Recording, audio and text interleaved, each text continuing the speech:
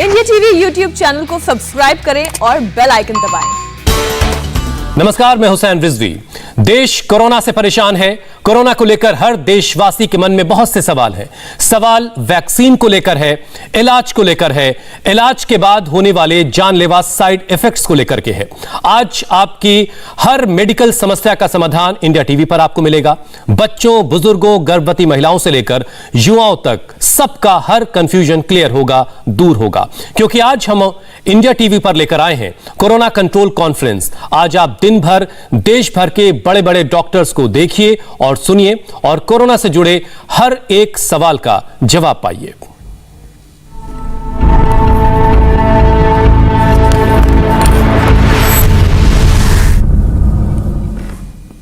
Corona से बचना है तो वैक्सीन लगवानी है। अब तक देश भर में 18 करोड़ से भी ज्यादा लोगों को वैक्सीन लग चुकी है, लेकिन इस वैक्सीन से जुड़े बहुत सी समस्याएं हैं, बहुत से सवाल हैं। इन सारे सवालों का जवाब देने के लिए हमारे साथ जुड़ चुके हैं मेदांता अस्पताल के डॉक्टर अरविंदर सिंह और डॉक्टर संजीव सिन्हा एम्स से। सर, आप दोनों का बहुत बहुत स्वागत है। तो सबसे पहले कोरोना कंट्रोल कॉन्फ्रेंस की शुरुआत करें, उससे पहले आपको इस वक्त आ रही एक बड़ी खबर आपको दे दें। प्रधानमंत्री मोदी आज कोरोना पर एक हाई लेवल मीटिंग करने वाले हैं। इस बैठक में वैक्सीनेशन और कोरोना कंट्रोल के उपायों की समीक्षा की जाएगी। प्रधानमंत्री की यह मीटिंग सुबह 11 बजे शुरू होगी। देवेंद्र पराशर इस वक्त हमारे साथ इस मीटिंग को लेकर के और ज्यादा अपडेट के साथ जुड़ चुके हैं। देवेंद्र, और क्या खबर मिल पा रही है इस मीटिंग में और क्या खास होने वाला है? PM 11 बजे जो बैठक लेंगे उसमें कोविड सिचुएशन को लेकर और वैक्सीनेशन के आगे का जो प्लान है इसको लेकर जो वैक्सीनेशन एडमिनिस्ट्रेटिव ग्रुप है या सरकार के जो आला अधिकारी हैं, पीएमओ के अधिकारी हैं, इन सभी लोगों के साथ 11 बजे बैठक करेंगे, ताकि पहली चीज तो ये कि कोविड सिचुएशन को लेकर उसका अपडेट लिया जा सके, आगे क्या कुछ किया जाना वो किया जा सके। और दूसरी चीज की वैक्सीनेशन को लेकर सरकार ने, क्योंकि आगे अपना मेगा प्लान तैयार कर रखा है, तो उसे और कैसे तेजी के साथ किया जाए, क्योंकि सरकार बार बार इस बात को कह रही है कि एक तरफ अगर कोरोना को रोकथाम करना है तो दूसरी तरफ वैक्सीनेशन जितना एग्रेसिवली किया जाएगा ये रोकथाम उतनी सहजता से होगा, उतनी आसानी से होगा। वैक्सीन के डोजेज ज्यादा से ज्यादा किस तरीके से उपलब्ध हों, इन सारी चीजों को लेकर PM अलग अधिकारियों के साथ बैठक करने वाले हैं सुबह 11 बजे से। जी चलिए, इंतजार करते हैं इस बैठक का। 11 बजे बैठक होनी है और उसके बाद तस्वीर और बेहतर तरीके से साफ होगी कि और जो वैक्सीन की कमी को लेकर के जो बातें हो रही हैं उसको कंट्रोल करने के लिए क्या क्या हो रहा है और वैक्सीन को लेकर जो दूसरी समस्याएं हैं उससे कब तक निजात मिलेगी। डॉक्टर अरविंदर सिंह सियोन इस वक्त हमारे साथ जुड़ चुके हैं। डॉक्टर अरविंदर, हमने सबसे पहले देखा कि पहले डोज और दूसरे डोज के गैप को लेकर के कुछ और कहा गया था और वक्त के साथ वो गैप जो है बढ़ता जा रहा है। सबसे पहला सवाल सर ये है कि क्या 12 हफ्ते बाद दूसरी डोज लेना ज्यादा कारगर है? पब्लिकेशन आया था लास्ट मंथ और उसमें इसमें काफी साफ था, साइंटिफिक फैक्ट है ये कि 12 हफ्ते बाद कोविशील्ड लेना बिल्कुल ठीक है और एंटीबॉडीज भी बेटर बनती हैं उससे, और उससे ये होता है कि जो टाइम मिलता है उसमें जो जनसंख्या है उसका जो नंबर वो ज्यादा हो सकता है जिनको हम वैक्सीनेट कर सकते हैं। तो ये दोनों एंगल से सही है, public health point of view से और साइंटिफिक एंगल से, दोनों से सही है कि कोविशील्ड के 2 डोजेस के बीच में 12 हफ्ते का गैप हो जाए तो अच्छा है। डॉक्टर संजीव सिन्हा, 2 डोज के बीच में गैप बढ़ाया गया है, कहीं इसकी वजह यह तो नहीं कि वैक्सीन की कमी है? नहीं, मैं देखिए आपके माध्यम से ये बताना चाहूंगा कि we have 3 vaccine in our country. One is Covaxin, Covishield, and now recently launched Sputnik vaccine that is from Russia. और उसके बारे में मैं थोड़ा ये बताना चाहूंगा आपको कि स्पुतनिक वैक्सीन जो है this is kind of single dose vaccine, और अभी जो इन्होंने इंडिया में इंपोर्ट किया है जो रशिया से आई है वैक्सीन, तो उसमें इन्होंने -18 डिग्री पे इसको स्टोर कर रहे हैं और there is a cold chain, उसको इन्होंने प्रॉपर्ली मेंटेन किया है। And about 25 centres in country they are going to start very soon, और इसकी परमिशन भी मिल गई है। और मैं आपके माध्यम से आपके ऑडियंस को बताना चाहूंगा कि आप कोविन ऐप पर आप जाकर स्पुतनिक वैक्सीन को भी उसके लिए भी अपॉइंटमेंट ले सकते हैं, और ये अभी मार्केट में अवेलेबल हो जाएगी very shortly, I mean in the hospital. तो और इसका price with GST around 995 plus है। तो एक तो ये चीज हो गई। दूसरी देखिए, और भी बहुत ही कंपनियां जो इंडिया में हैं, जैसे जायडस है, जायडस कैडिला की जो है फेज 3 ट्रायल चल रहा है, और very soon they are going to get permission from regulatory authorities. Doctor Sanjeev, कई वैक्सीन है बाजार में, ठीक है, लेकिन मैं सीधा सा सवाल का जवाब ये जानना चाहता था, क्योंकि लोगों के मन में ये सवाल है, क्या जो गैप बढ़ाया गया पहले और दूसरे डोज के बीच, क्या ये गैप वैक्सीन की कमी की वजह से बढ़ाया गया है? देखिए, जैसे डॉक्टर अरविंद ने कहा है कि there is a scientific evidence, so there was a publication from Lancet in Feb, और उसमें ये क्लियरली मेंशन किया गया है, और ये डेटा यूके का उन्होंने पब्लिश भी किया है कि आपको अगर एक डोज हम कोविशील्ड की देते हैं तो उसके बाद आपको 80% के अराउंड एफिकेसी हो जाती है या सेफ्टी हो जाती है अगेंस्ट इन्फेक्शन। तो ये एक बहुत बड़ा डेटा प्रेजेंट किया गया है। ठीक है डॉक्टर संजीव, आप ये कह रहे हैं अगर आप एक मिनट, अगर आप गैप देते हैं 12 हफ्ते का, 10 से 12 हफ्ते का या बियॉन्ड दैट, तो उसमें कोई हार्म नहीं है, क्योंकि ये एंटीबॉडी जब तक परसिस्ट कर नहीं है। ये साइंटिफिक एविडेंस के बेस पे कहा गया है। और अपनी कंट्री में देखिए, आप इस समय इतनी ज्यादा पॉपुलेशन है और लोगों को धीरे धीरे गवर्नमेंट इन्वॉल्व कर रही है। नाउ 18 ईयर प्लस अब गवर्नमेंट ने इन्वॉल्व किया है फॉर वैक्सीन ड्राइव। तो इसमें देखिए टाइम लगेगा, एकदम से बहुत चीजें नहीं हो सकती हैं। और मैन्युफैक्चरिंग के लिए गवर्नमेंट ने लाइसेंस भी दिया है, और कई कंपनीज को कि आप कोवैक्सीन बनाइए। इंटरनेशनल वैक्सीन जैसे फाइजर है और कंपनी मॉडर्ना, इन सबको इनवाइट भी किया है कि आप आइए, टेंडर हम देते हैं, ग्लोबल टेंडर यूपी ने दिया है और स्टेट्स ने दिया है कि आप आइए और अपनी वैक्सीन को डिलीवर करिए। ठीक है डॉक्टर रविंदर, हमारी कोशिश यह है कि हम बहुत आसान शब्दों में लोगों के मन में, दर्शकों के मन में, देश के लोगों के मन में जो सवाल हैं उनके जवाब उन तक पहुंचाएं। और चूंकि 4 से 6, 8 से 10 और 10 से 12 हफ्ते किए गए, इसलिए लोग ये सवाल पूछ रहे थे कि क्या वैक्सीन की कमी की वजह से यह फैसला हुआ है। बहरहाल डॉक्टर अरविंदर, अगले सवाल पे आते हैं कि पहले डोज के बाद अगर पॉजिटिव हो गए तो इसके बाद फिर सेकेंड डोज कब लेनी है? देखिए, अब तक जो रिकमेंडेशन था वो ये था कि अगर माइल्ड डिजीज है या एसिम्प्टोमेटिक डिजीज है, उससे आपको कोई प्रॉब्लम नहीं हुई है, तो पॉजिटिव होने के 15 दिन के बाद, रिकवरी होने के 15 दिन के बाद, पॉजिटिव के नहीं, जब आप ठीक हो जाते हैं तो उसके 15 दिन के बाद ले सकते हैं। और अगर मॉडरेट सिवियर डिजीज है तो 1 महीने बाद ले सकते हैं। और सीडीसी की रिकमेंडेशन mRNA वैक्सीन की जो है वो है 3 महीने की।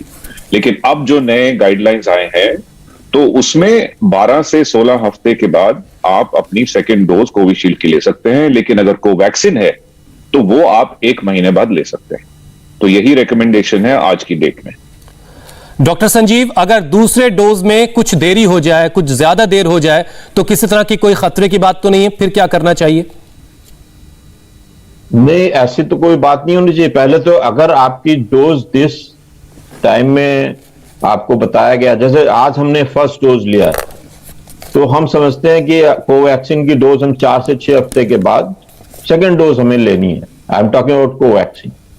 सो अगर आपको डॉक्टर ने अपॉइंटमेंट दिया है कि आप इस डेट में आइए, तो मैं तो यही एडवाइस करूंगा कि आप प्लीज जाएं उस डेट में और वैक्सीन टाइम पर लें, डिले ना करें। अगर जैसे आपको कोई प्रॉब्लम होती है, फॉर एग्जाम्पल आपको कोविड इंफेक्शन हो जाता है इन बिटवीन, तो आप देयर इज ए प्रोटोकॉल कि जिस दिन से आपको इन्फेक्शन हुआ है उसके 4 हफ्ते के बाद आप वैक्सीन लें, 4 हफ्ते का गैप दें, या जिस दिन ठीक हो गए हैं उसके 2 हफ्ते के बाद आप वैक्सीन लें।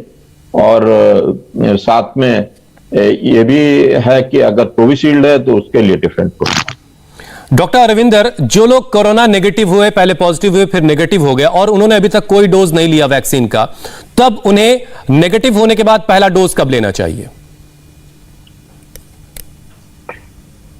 ये फिर से वही सवाल है जो अभी हमने आंसर किया है कि कोविड इन्फेक्शन हुआ है तो सबसे पहले तो ये समझना है कि कोविड इन्फेक्शन होने के बाद दोबारा टेस्ट करने की कोई जरूरत नहीं। तो अभी आपने ये पूछा कि नेगेटिव होने के बाद कब लेना चाहिए, तो वो सवाल उठता ही नहीं है, क्योंकि अब ये रेकमेंडेड नहीं है कि आप पॉजिटिव होने के बाद एक और टेस्ट करें। केवल जो नॉर्मल लाइफ है और हेल्थ केयर वर्कर्स हैं वो 10 दिन तक आइसोलेट हों और पिछले 3 दिन सिम्टम्स, खांसी बुखार ना हो, तो वो काम पे 11वें दिन से जा सकते हैं बिना टेस्ट कराए। और हमारे ऑपरेशन थिएटर्स में ये रूल है कि 2 हफ्ते के बाद सर्जन्स और नर्सेज ऑपरेशन में पार्ट ले सकते हैं सिम्टम्स अगर पिछले 3 दिन नहीं है और पॉजिटिव होने के बाद माइल्ड डिजीज है या एसिम्टोमेटिक डिजीज है तो 14 दिन के बाद हम लोग सर्जरी भी कर सकते हैं, जैसे कि मैंने की जब मुझे इन्फेक्शन हुआ था। तो नेगेटिव होने की बात नहीं रह गई। अब एक बारी पॉजिटिव हैं, 10 दिन या 14 दिन निकल गए हैं तो आप ठीक हैं। अगर आप आईसीयू में चले गए थे, मॉडरेट या सीवियर डिजीज हुआ है, आईसीयू में चले गए हैं, तो उसके बाद 20 दिन का रिकमेंडेशन है, उसके बाद आप स्वस्थ हैं। लेकिन नेगेटिव टेस्ट की कोई जरूरत नहीं है और उस 20 दिन के या 14 दिन के पूरे होने के 2 से 4 हफ्ते के बाद आप वैक्सीन ले सकते हैं। ठीक है डॉक्टर संजीव, क्या गर्भवती महिलाएं वैक्सीन ले सकती हैं? देखिए, एज पर प्रोटोकॉल जो मिनिस्ट्री ऑफ हेल्थ ने पहले निकाला था उसमें क्लियरली मेंशन किया गया था कि pregnant woman and breast feeding woman में अभी ट्रायल्स नहीं हुए इस वैक्सीन के, तो अभी एज पर प्रोटोकॉल तो नहीं है। लेकिन अगर कुछ लोग अपने सेल्फ उससे लेना चाहते हैं तो इसके लिए अभी ट्रायल की जरूरत है। आई will say that we need some more data and after that we can advise for the pregnant female और जो फीडिंग फीमेल्स। ठीक है sir. Doctor Arvinder, single dose vaccine और डबल डोज वैक्सीन ये दोनों बाजार में अवेलेबल हो रही हैं धीरे धीरे, तो कौन सी ज्यादा बेहतर है? देखिए, आज की डेट में डबल डोज वैक्सीन ही ज्यादा सक्सेसफुल है। चाहे आप कोवैक्सीन या कोविशील्ड की जो इंडिया में है उनकी बात करें, चाहे आप स्पुतनिक वैक्सीन की बात करें या आप mRNA वैक्सीन जो दुनिया में मॉडर्ना और फाइजर अवेलेबल, तो आज तो डबल डोज सबसे ज्यादा इफेक्टिव है, यानी कि इन्फेक्शन प्रिवेंट करने में और सिवियर इन्फेक्शन और डेथ प्रिवेंट करने में। लेकिन स्पुतनिक लाइट के नाम से सिंगल डोज वैक्सीन का अब इंडिया में एंट्री हो रहा है और वो डॉक्टर रेड्डी लेबोरेटरी के साथ उन्होंने टीम अप किया है। इसका मतलब यह है कि single dose of Sputnik vaccine के बाद करीब 79% प्रोटेक्शन पाया गया है, तो वो भी हमारे कोवैक्सीन और कोविशील्ड जैसा ही है, तो वो इफेक्टिव रहना चाहिए। जॉनसन एंड जॉनसन का एक सिंगल डोज वैक्सीन है जो यूएस में है, जो हमारे यहां भी आने वाला है, जिसमें 60 to 65% प्रोटेक्शन पाया गया है, तो वो इतना इफेक्टिव नहीं है जितने बाकी वैक्सीन जो अवेलेबल वैक्सीन है वो। तो आज की डेट में और एक और चीज पाई गई है, एक रिसेंट रिसर्च आई है कि इन्फेक्शन हो जाए और एक डोज फाइजर का लग जाए तो भी प्रोटेक्शन अच्छा होने की संभावना है, लेकिन उसके जो क्लिनिकल ट्रायल्स हैं वो चल रहा है। ठीक है, लेकिन अभी तक का जो हमारा तजुर्बा है वो डबल डोज को ज्यादा बेहतर मानता है। ठीक है, बिल्कुल। डॉक्टर संजीव, अगला सवाल यह है कि पहला डोज अगर कोवैक्सीन का या कोविशील्ड का किसी ने ले लिया है तो दूसरा डोज क्या किसी और वैक्सीन का ले सकता है, जैसे स्पुतनिक का ले सकता है? नहीं, मैं इस बारे में बहुत ही क्लियरली आपको बताना चाहूंगा कि एज पर डेटा अवेलेबल या जो भी लिटरेचर अवेलेबल है, अकॉर्डिंग टू दैट जो आपने फर्स्ट डोज लिए उसी को आप सेकंड डोज लेनी चाहिए। तो अगर आपने जैसे फर्स्ट डोज कोवैक्सीन ली है तो आपको second dose as per rule Covaxin ही लेनी पड़ेगी आफ्टर 4 to 6 वीक्स। इसी तरह फ्यूचर में देखते हैं कि अगर आपको बूस्टर डोज जरूरत पड़ती है 6 मंथ्स के बाद या 1 ईयर के बाद, तब के प्रोटोकॉल के हिसाब से will follow, but right now as per guidelines. क्योंकि डॉक्टर संजीव, कई जगहों पर वैक्सीनेशन सेंटर पर किसी ने पहला डोज को वैक्सीन का लिया था, लेकिन जब उसकी दूसरी बारी आ रही है, डॉक्टर अरविंदर आप बताइएगा, जब उसकी दूसरे डोज की बारी आ रही तो वैक्सीनेशन सेंटर पर कोवैक्सीन अवेलेबल ना होकर कोविशील्ड अवेलेबल है, तब जो उस वक्त लोग ये सोच रहे होते हैं कि हम ये वैक्सीन चेंज कर सकते हैं, तो आप भी यही मानते हैं कि जो वैक्सीन फर्स्ट डोज में ली है वही वैक्सीन सेकेंड डोज में भी लेनी है? जी बिल्कुल, अभी तो ये साइंटिफिकली तो यही रिकमेंडेशन है। और जो स्पेसिंग वाली जो ट्रायल्स हैं कि आप 6 महीने बाद दूसरी वैक्सीन ले सकते हैं या 3 महीने बाद या कॉम्बिनेशन कर सकते हैं कि नहीं, उनके ट्रायल्स अभी चल रहे हैं, कनाडा में चल रहे हैं, यूके में चल रहे हैं, तो उसका डेटा अगले 1 से 3 महीने के अंदर आने की संभावना है, तब हम इसके बारे में साइंटिफिकली ज्यादा बता पाएंगे। इस वक्त दोनों डोज सेम वैक्सीन की होना जरूरी है। डॉक्टर संजीव, आजकल एंटीबॉडी का बहुत नाम हम सब सुन रहे हैं, तो पहला डोज लेने के कितने दिनों के बाद हमारे शरीर में एंटीबॉडी बनने लगती है? पहला डोज लेने के आई थिंक लगभग 2 वीक्स के बाद एंटीबॉडीज बनना शुरू हो जाती हैं और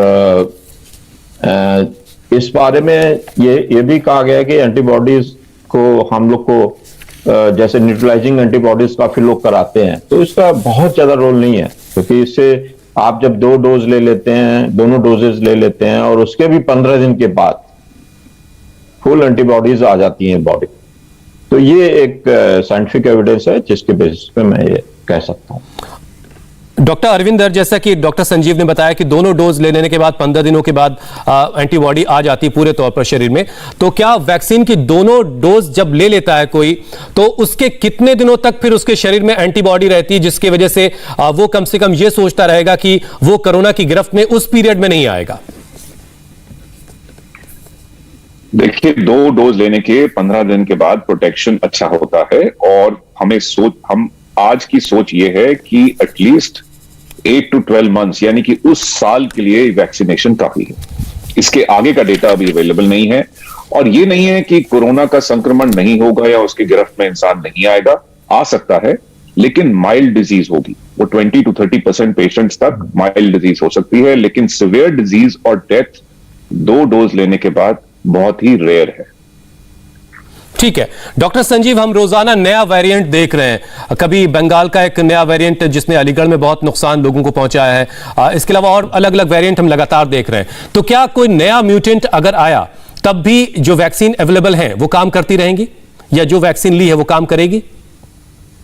हाँ, ऐसा हम लोग सोचते हैं और साइंटिफिक एविडेंस भी है कि जितने भी वेरिएंट हैं वो मोस्टली कवर कर रहे हैं। अब ये हो सकता है कुछ नए म्यूटेशन या वेरिएंट्स आते हैं, उसके अगेंस्ट उतना स्ट्रांग इम्यूनिटी ना हो इस वैक्सीन में, but they will work, they will definitely work, there is no doubt. Doctor Arvinder, एक और बात जो बहुत सारे लोग जानना चाहते हैं, क्योंकि अब कोवैक्सीन, कोविशील्ड, स्पुतनिक का सिंगल डोज और भी कई और वैक्सीन कुछ वक्त में हमारे देश में भी अवेलेबल होंगी, तो लोग ये जानना चाहते हैं कि कौन सी वैक्सीन ज्यादा बेहतर है?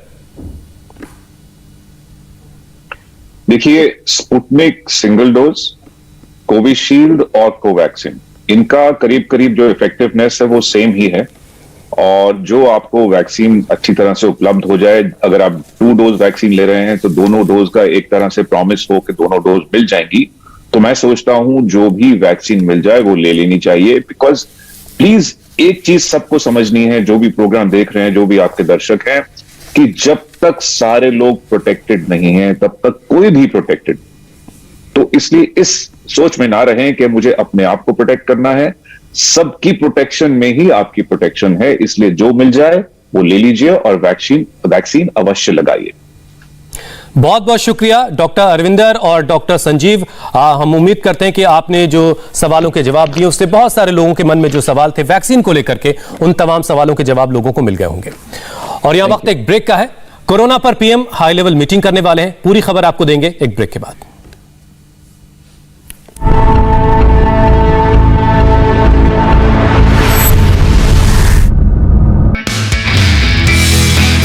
नमस्ते, मैं हूं मीनाक्षी जोशी। वीडियो और खबरों से अपडेट रहने के लिए India TV YouTube channel subscribe करें, बेल आइकन दबाना ना भूलें। जुड़े रहें इंडिया टीवी के साथ।